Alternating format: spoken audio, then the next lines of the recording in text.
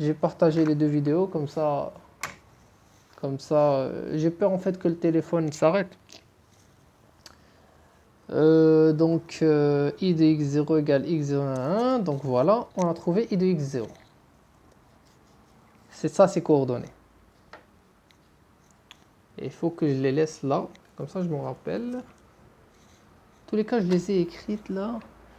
Ensuite, il te demande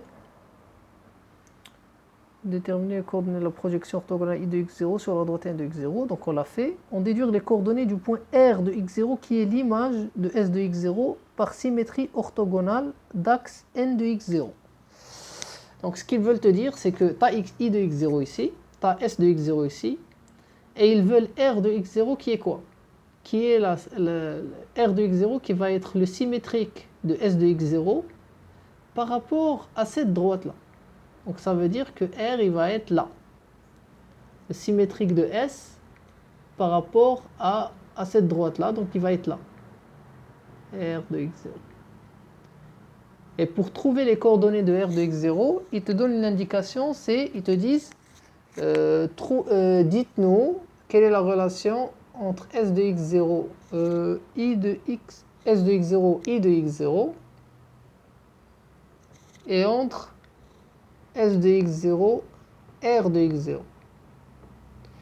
Et la relation, tu peux la voir ici. Là, je vais refaire le dessin. Tu as la droite comme ça, tu as S de x0 là. Et ça, c'est le symétrique. R de x0, c'est le symétrique. Et là, tu as I de x0. Donc, S de x0, I de x0, ce vecteur-là, par rapport à non, pas de S.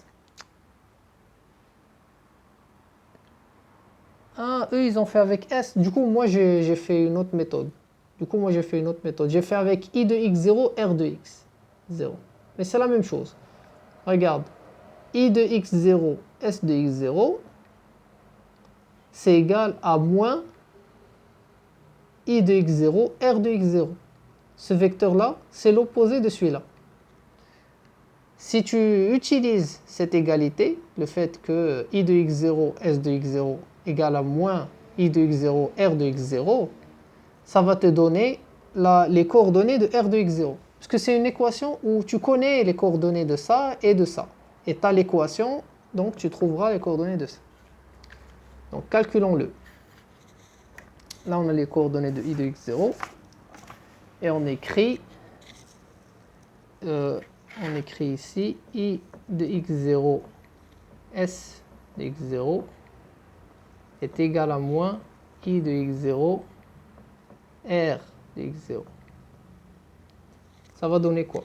Ça va donner, tu connais les coordonnées d'un vecteur. C'est y de celui-là moins y de celui-là, x de celui-là moins x de celui-là. Donc ça va te faire un vecteur. Je vais l'écrire comme ça, l'un au-dessus de l'autre. Les coordonnées en x, les x ici et les y ici. Ça se fera la coordonnée de x de x0, c'est x0 l'abscisse moins l'abscisse de celui-là. Ça fera x0 facteur de 2x0 carré plus 1 sur 4x0 carré plus 1. L'ordonnée de celui-là, c'est 2x0 au carré. Parce que tu te rappelles, S de x0, son ordonnée, c'est 2x0 au carré. Moins l'ordonnée de celui-là, ça fera 2x0 carré, facteur de 2x0 carré plus 1 sur 4x0 carré plus 1. Il faut regarder cette égalité, ce que ça va nous donner. À la fin, il nous donnera la valeur des coordonnées de R que je vais mettre dans l'équation. Ça, c'est égal à moins,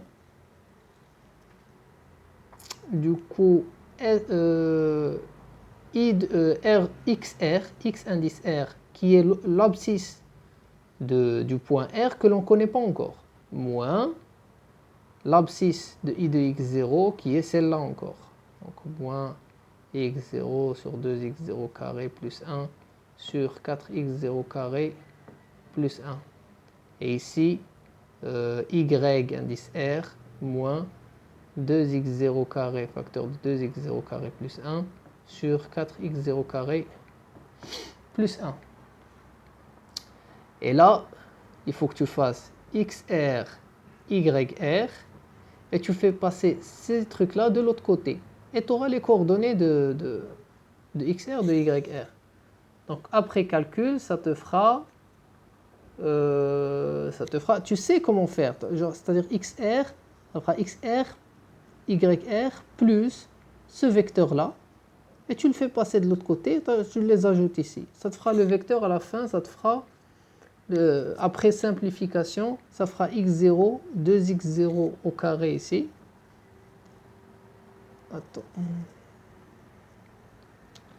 Ça te fera 1 sur 4x0 au carré plus 1, facteur de x0, 2x0 au carré. C'est ça le vecteur que tu trouves. xr, y, c'est ce vecteur-là. Et là, tu réécris les trucs avec l'écriture normale, c'est-à-dire en abscisse. Tu écris r de x0, c'est égal à 1, l'écriture horizontale, 1 sur 4x0 carré plus 1, x0, 2x0 au carré. Ça, on le fait pour les vecteurs surtout. Voilà, ça c'est le calcul qui permet de te donner la... En tout cas, ils t'ont donné l'indication. C'est de faire l'égalité. Moi, j'ai fait un peu différemment. Je mets ce vecteur égale à moins ce vecteur. Tu trouves les coordonnées de R. Ensuite, ensuite, ils te disent déterminer les coordonnées du point fx0 d'intersection entre la droite m de x0, r de x0, m de x0, r de x0. Donc, je vais refaire le schéma. Tu as m de x0 ici.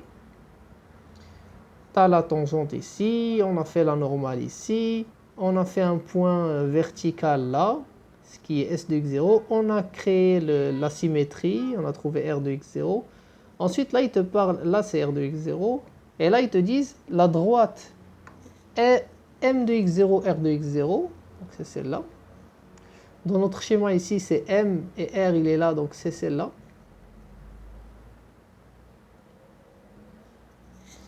Et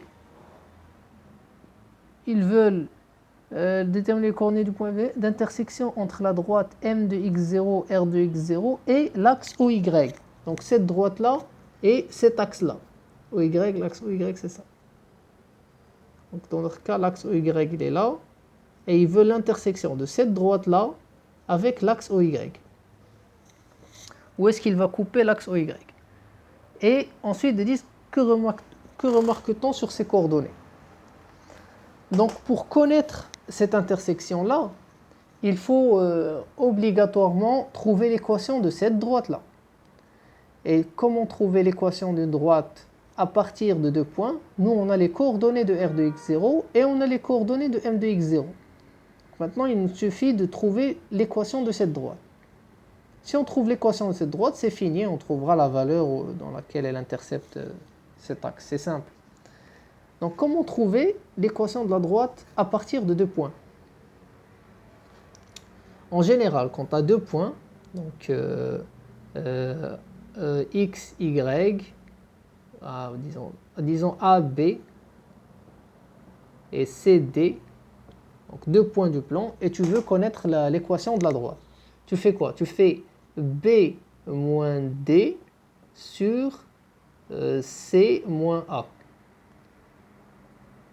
Ça va te donner le coefficient directeur de la droite. Ensuite, la droite, vu qu'elle passe par AB, tu dis la droite, elle sera d'équation y moins A égale à m x, non pas y moins B égale à m x moins A. Ça va être l'équation. C'est-à-dire que ça va être, tu peux passer B ici, ça te fera l'équation de la droite. Donc deux étapes. D'abord tu calcules m, ensuite tu écris l'équation comme ça. Donc essayons d'appliquer ces deux étapes. Première chose, c'est de calculer m. Et on a les deux points, c'est R de x0, c'est-à-dire ça, et M de x0 qui est égal à x0 au carré. Donc, allez, si on fait le calcul, ça va faire quoi?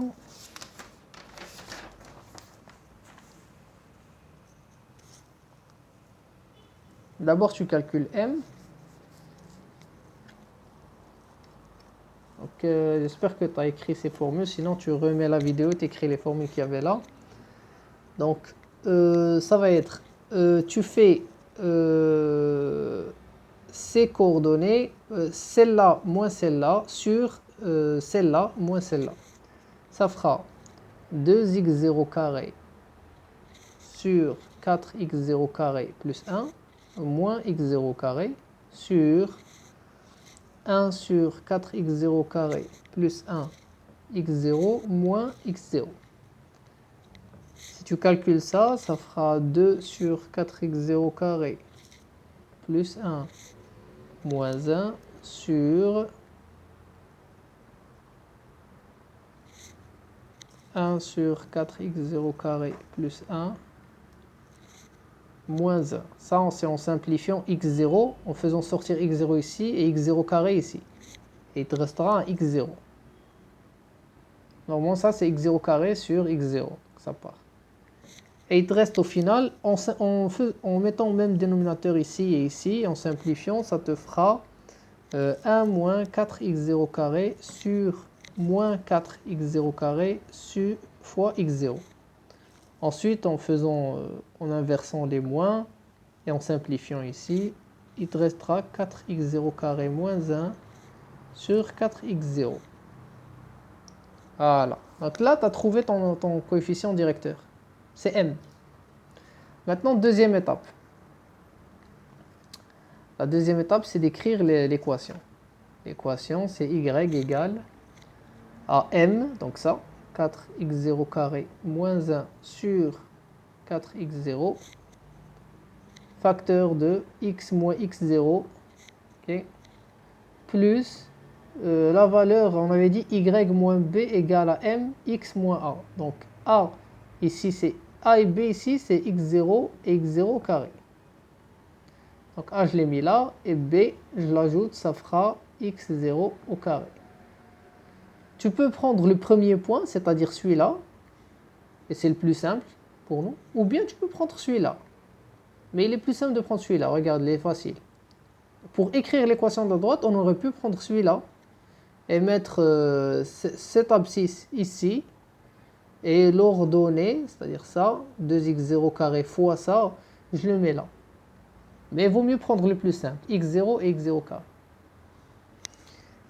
Voilà, donc après, donc voilà, on a notre droite. Maintenant, ils veulent savoir où cette droite coupe l'axe des ordonnées. Donc c'est simple, il faut juste écrire. Donc elle le coupe en f, ils ont dit. Donc il le coupe en f de x0. Donc f de x0 est un point qui va vérifier. Disons que f de x0 il a pour coordonnées xf, yf. Vu que f de x0 c'est l'intersection avec l'axe OY. Pour l'axe OY, xf il est comment? Il va être nul. C'est l'intersection de la droite avec l'axe OY. Donc l'abscisse de xf est nulle. Donc ça, c'est égal à 0. Mais en plus, il vérifie cette formule. Donc on va voir ce que yf doit vérifier. Yf doit être égal à 4x0 carré moins 1 sur 4x0, facteur de x, f moins x0. Sauf que xf est nul. Donc là, je peux l'enlever. Il me restera moins x0 plus x0 carré. Yf est égal à, ça part avec ça. Il me reste, et le moins, je verse ça, ça fera 1 moins 4x0 au carré sur 4, donc là j'aurai 1 quart, et sur 4, le 4 part, plus x0 carré. Ça part avec ça, il te reste 1 quart. Donc yf est égal à 1 quart. Donc f de x0, c'est le point 0, 1 quart. Et là, il te demande qu'est-ce que l'on remarque sur les coordonnées. Et bien, on remarque sur les coordonnées que f de x0 ne dépend plus de x0. C'est magique. Les coordonnées de f de x0 ne dépendent plus de x0. Donc tu peux prendre n'importe quel x0 ici. Et quand tu fais tout ce calcul-là, tu tombes sur 1 quart. 0, 1 quart. Et la dernière question, c'est une question de physique. Là, il te dit si la parabole est un miroir, un rayon lumineux qui descend verticalement et touche le miroir en m de x0. Se réfléchit selon la direction m de x0, r de x0.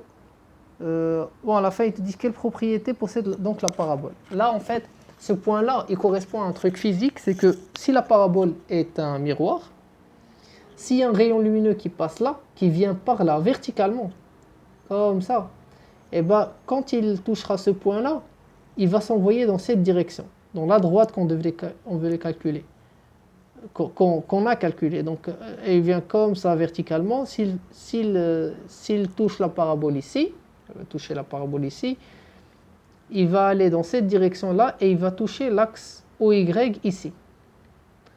Or, nous, on a vu que quel que soit donc le rayon lumineux qui vient verticalement, parce que pour n'importe quel x0, quand il arrive là, il se réfléchit et il va aller directement sur ce point-là. Et ce point est indépendant du x0 qu'on a trouvé. Donc en fait, ce point-là qui est en fait 0, 1 quart. Donc la propriété de la parabole, c'est qu'elle va faire converger tous les rayons lumineux qui viennent verticalement, donc qui viennent verticalement, je pense qu'on disait à l'infini, ils viennent de l'infini comme ça, verticalement, elle les fait converger tous vers un seul point qui est 0, 1 quart. Voilà, fait converger tous les rayons lumineux en un seul point. Voilà, c'est bon, c'est fini. Merci.